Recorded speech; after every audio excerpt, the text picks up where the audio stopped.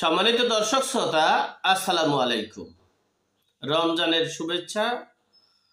আজকে যে বিষয় নিয়ে আপনাদের সাথে শেয়ার করব, যে মার্কিন যুক্তরাষ্ট্র সহ পশ্চিমা রাষ্ট্র, কানাডা সহ সকল রাষ্ট্রে বাংলাদেশের ভ্রমণ নিষেধাজ্ঞা দিয়েছে, সে বিষয়ে আপনাদের সাথে সংক্ষেপে আলোচনা করছি।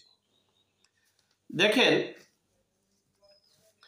বাংলাদেশ 5ই আগস্টের পর থেকে যে অবস্থানে আমরা যেভাবে স্বপ্ন দেখেছিলাম ডক্টর মোহাম্মদ ইউনূসের শাসন আমল, তিনি সফলতার 1% অর্জন করতে পারেনি। কোনো ডিপার্টমেন্টই তার কোনো সফলতা আমরা দেখছি না একদিকে। অপরদিকে বিশ্বের সকল রাষ্ট্রগুলো, অর্থাৎ পশ্চিমা রাষ্ট্রসহ যারা জঙ্গি হেফাজতি এবং এই সন্ত্রাসী সংগঠনকে ভয় পায়, তারা সকল রাষ্ট্র একটা সংস্থাকে অর্থায়ন দিয়ে থাকে। সেই অর্থায়নের মাধ্যমে তারা প্রতি বছর একটা তথ্য দিবে মার্কিন যুক্তরাষ্ট্র সহ জাতিসংঘে। সে তথ্যটা হচ্ছে কোন দেশটা শীর্ষ সন্ত্রাসী জঙ্গি সংগঠন এবং সন্ত্রাসী রাষ্ট্র হিসেবে চিহ্নিত। সেখানে আমরা এই 2025 সালের শুরুতেই বাংলাদেশ 3য় স্থানে অধিকার করেছে শীর্ষ সন্ত্রাসী হিসেবে। বাংলাদেশে এই 5ই আগস্টের পর আমরা নিষিদ্ধ ঘোষিত, অর্থাৎ 2009 সালে আন্তর্জাতিক সংগঠন হিজবুত তাহরীর নিষিদ্ধ ঘোষিত সংগঠনটা নিষিদ্ধ করা হয়েছে। সেই সংগঠনের কালো পতাকা বাংলাদেশে উড়েছে, মিছিল মিটিং হয়েছে। আপনারা দেখেছেন যে হিজবুত তাহরীর পূর্বে ঘোষণা দিয়ে, অর্থাৎ বৃহস্পতিবার ঘোষণা দিয়েছে শুক্রবার দিন জুমার নামাজের পরে আমরা আন্দোলন সংগ্রামে নামব।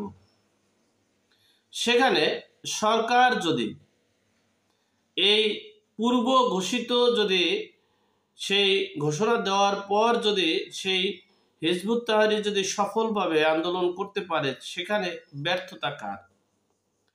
সরকার বলতেছে যে না, আমরা খুব দক্ষতার সহিত এই হিজবুত তাহরীর আন্দোলন সংগ্রাম এই রাজপথের প্রতিহত করেছি। কিভাবে করেছে?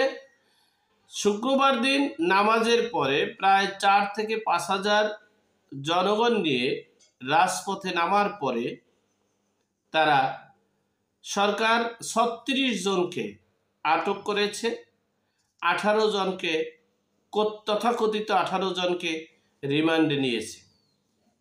আচ্ছা, এখন বিশ্ব মিডিয়া এবং সকল মিডিয়া আসছে যে পূর্ব যখন ঘোষণা দিয়েছে, এটা তো হুট করে হয়নি যে আমরা কেউ জানি না, আমরা কেউ বুঝি না, বা আমরা হঠাৎ করে দেখেছি তাদের মিছিল।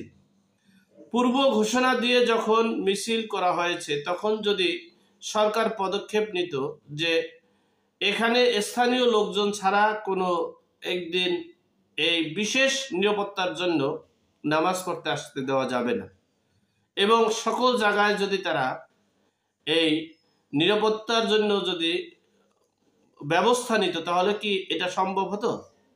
এই 4 থেকে 5 হাজার লোকের সমাগম সম্ভব করতে পারতো না। যাই হোক, সেই শীর্ষ সন্ত্রাসের এই দেশে, বাংলাদেশে মব তৌহিদি জনতা আর আমাদের হিজবুত তাহরীর সহ বিভিন্ন সংগঠন আছে, যেটা বাংলাদেশের নিষিদ্ধ বলে বিবেচিত। অপরপক্ষে ভারতের নাগরিক হিসেবে চিহ্নিত করে 2 জন ইরানি নাগরিককে মারধর করে লুটপাট করা হয়েছে। এরই পরিপ্রেক্ষিতে যুক্তরাজ্য, কানাডা সহ পশ্চিমা রাষ্ট্রগুলো বাংলাদেশের ভ্রমণের নিষেধাজ্ঞা দিয়েছে। খুব সতর্কতার সহিত বিশেষ প্রয়োজন ছাড়া কেউ যাতে বাংলাদেশে ভ্রমণ করতে না পারে বা ভ্রমণ না করে, সেজন্য নিষেধাজ্ঞা দিয়েছে। আর একটা সংকেত হচ্ছে হয়তোবা 25-26 রমজানে বাংলাদেশের সেনাবাহিনী সহ এই অন্তর্বর্তীকালীন সরকারেরও নিষেধাজ্ঞা আসার মানে পরিকল্পনা হচ্ছে। হয়তোবা সেটা অল্প কিছুদিনের ভিতরেই চলে আসবে। কারণ হচ্ছে বাংলাদেশের সকল ট্যুরিস্ট যারা, সকল বাহিরের ভ্রমণকারী যারা, তারা তো আসা বন্ধ করে দিয়েছে। এরপরে কারণ হচ্ছে একটাই, বাংলাদেশ হিজবুত তাহরীর জঙ্গি সংগঠন, শীর্ষ সন্ত্রাসী।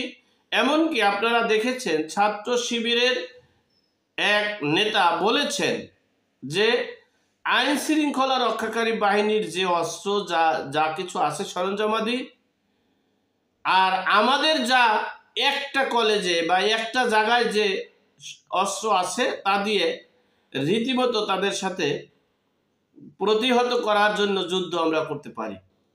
তাহলে সেই দেশে কোনো বিশ্বের কোনো রাষ্ট্রের নাগরিক নিরাপদ মনে করছে না, বিদেয়ী তারা এই ট্যুরিস্ট অর্থাৎ ভ্রমণ যে বিমান চলাচল এবং মানে সকল কিছু মানে শিথিল করেছে এবং নিষেধাজ্ঞার আওতায় আনেছে। যাই হোক, আমরা এই বিপদ আপদ, বাংলাদেশের সকল বিপদ আপদ বালা মুসিবত থেকে যাতে আমরা বাঁচতে পারি, ডক্টর মোহাম্মদ ইউনূস কতটুকু দেশের জনগণকে নিরাপদে রাখবে, দেশকে নিরাপদে রাখবে, দেশের স্বাধীনতা সার্বভৌমত্ব নিরাপত্তা রাখবে, এমনটাই এখন জাতির প্রত্যাশা। আল্লাহ আমাদের সকলের বিপদ আপদ বালা মুসিবত থেকে হেফাজত করুক, আমিন। আসসালামু আলাইকুম।